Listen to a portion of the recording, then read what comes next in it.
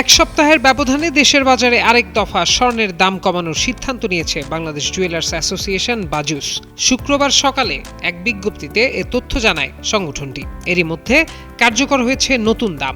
বিজ্ঞপ্তিতে বলা হয়, স্থানীয় বাজারে তেজাবি স্বর্ণের মূল্য কমেছে, ফলে নতুন করে নির্ধারণ করা হয়েছে দাম।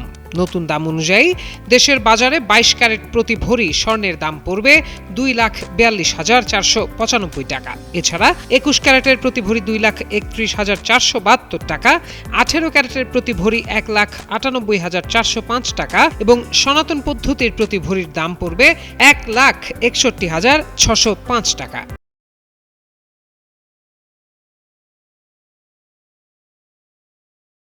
এর আগে সবশেষ গত 7 মে সকালে দেশের বাজারে স্বর্ণের দাম সমন্বয় করেছিল বাজুস।